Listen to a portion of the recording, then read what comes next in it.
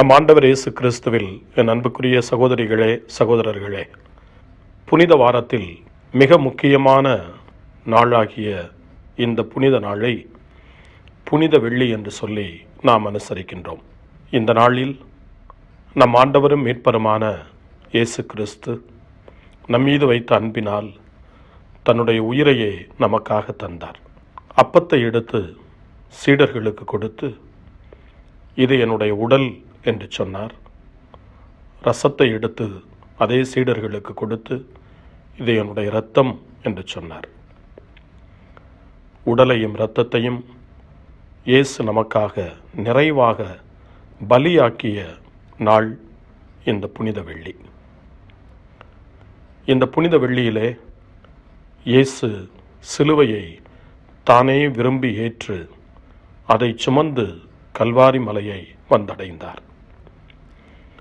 2000 ஆண்டுகளுக்கு முன்னால் இயேசு சுமந்தது வெறும் மரக்கட்டைகள் அல்ல, அது நம்மை சுமந்ததன் அடையாளம், நம்முடைய பாவத்தை சுமந்ததன் அடையாளம், நம்முடைய சுமைகளை இயேசு தன் மீது ஏற்றுக்கொண்டதன் அடையாளம் அந்த சிலுவையும் அதனால் அவர் அடைந்த துன்பமும். சிலுவையை, அந்த பாரச் சிலுவையை சுமப்பதற்கு இயேசு தன்னையே இழந்தார். பலமுறை கீழே விழுந்தும் கூட மீண்டும் மீண்டும் எழுந்து இயேசு அந்த சிலுவையை அரவணைத்து கொண்டார். கீழே விழுகிற, தள்ளாடுகிற, தடுமாறுகிற, தவறிப்போகிற நம்மை இயேசு மீண்டும் அரவணைத்து கொள்வதுதான் அவருடைய அந்த சிலுவை பயணத்தை நமக்கு எடுத்துச் சொல்கிறது. புனித வெள்ளியிலே இயேசு கல்வாரி மலையை வந்து அடைந்த போது மனித உருவே அவரிடம் இல்லை. அவருடைய உடல் கிழிக்கப்பட்டிருந்தது. அவருடைய உடலெல்லாம் புண்ணாகி இருந்தது. கோரமான ஒரு தோற்றத்தை இயேசு கொண்டிருந்தார். பார்ப்பதற்கு அவரிடம் மனித தோற்றம் இல்லை. ஆனால் மனிதர்களாகிய நமக்காக தன்னுடைய இறுதிச் சொட்டு இரத்தத்தையும் இயேசு அந்த கல்வாரி மலையிலே சிலுவையில் உயர்த்தப்பட்ட போது அவர் சிந்தினார். நம்மீது கொண்டிருந்த அன்பினுடைய வெளிப்பாடும் தன்னையே முழுமையாக இழந்ததனுடைய வெளிப்பாடும் இயேசுவினுடைய கொடூரமான சிலுவை மரணத்திலே வெளிப்பட்டது. ஆனால் அந்த நேரத்திலும் சிலுவையிலிருந்து தந்தையே இவர்களை மன்னியும் என்று இயேசு மன்றாடியதை நாம் மறக்கவே முடியாது. இயேசுவினுடைய சிலுவை நமக்கு மன்னிப்பை பெற்று தந்திருக்கிறது.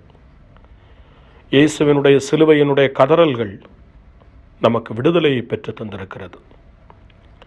இயேசு சிலுவையிலிருந்து தந்தையை கூப்பிட்ட அந்த நாள் முதல் இன்று வரை நமக்காக இயேசு சிலுவையிலே அந்த தந்தையை கூப்பிட்டு கொண்டே இருக்கிறார்.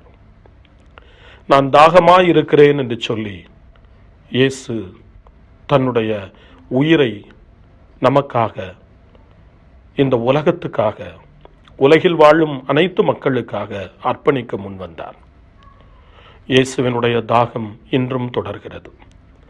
அது நம்மீது கொண்ட அன்பின் தாகம், அது நம்மை மீட்க வேண்டும் என்ற இயேசுவினுடைய இரக்கத்தின் தாகம், நம்முடைய வாழ்வுக்காக அவர் தன்னையே மீண்டும் மீண்டும் கொடுப்பதனுடைய அந்த உண்மையான தாகம். தாகமாயிருந்த இயேசு இறுதியில் தன்னுடைய ஆவியை தந்தையிடம் கையளித்து உயிர் நீத்த புனித நாள் இந்த புனித வெள்ளி. இயேசுவினுடைய தலை சாய்ந்தது என்று நற்செய்தியிலே நாம் வாசிக்கிறோம். தலை சாய்த்து ஆவியை கையளித்த புனித நாள் இந்த புனித வெள்ளி. தலை சாய்த்த இயேசுவினுடைய கண்கள் இன்னும் இந்த மண்ணை நோக்கி கொண்டே இருக்கிறது, மக்களை நோக்கி கொண்டே இருக்கிறது, நம்மை நோக்கி கொண்டே இருக்கிறது. இயேசுவின் அன்பை நாம் மறக்கலாமா?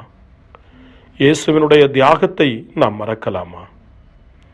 இயேசு நமக்காக சிந்திய அந்த இரத்தத்தினுடைய ஆசீர்வாதத்தை நாம் மறக்கலாமா? இயேசுவினுடைய இரத்தமும் இயேசுவினுடைய பாடுகளும் இந்த புனித நாளில் நம்மையும் நம் பிள்ளைகளையும் நம் குடும்பங்களையும் விடுதலைக்கு அழைத்து செல்லட்டும், புனித வாழ்வுக்கு அழைத்து செல்லட்டும். இயேசுவினுடைய இரத்தம் நம்முடைய குடும்பத்தில் தெளிக்கப்படட்டும். இயேசுவினுடைய இரத்தம் நம்மீது பாய்ந்து ஓடட்டும்.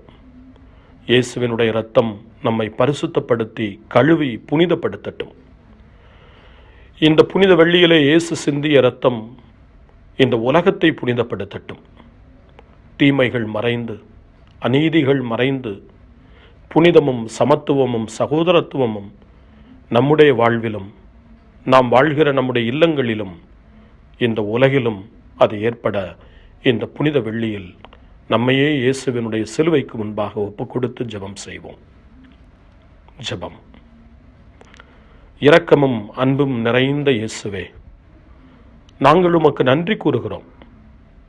எங்கள் மீது வைத்த அளவிட முடியாத அன்பை, கணக்கிட முடியாத உம்முடைய பேரன்பை, சொல்லி முடிக்க முடியாத உம்முடைய மாபெரும் இரக்கத்தை இந்த நாளில் சிலுவையிலிருந்து எங்களுக்கு வெளிப்படுத்தினரே, உமக்கு நன்றி. சுமை சுமந்து சோர்ந்து போனவர்களே எல்லாரும் என்னிடம் வாருங்கள் என்று சொன்னீரே.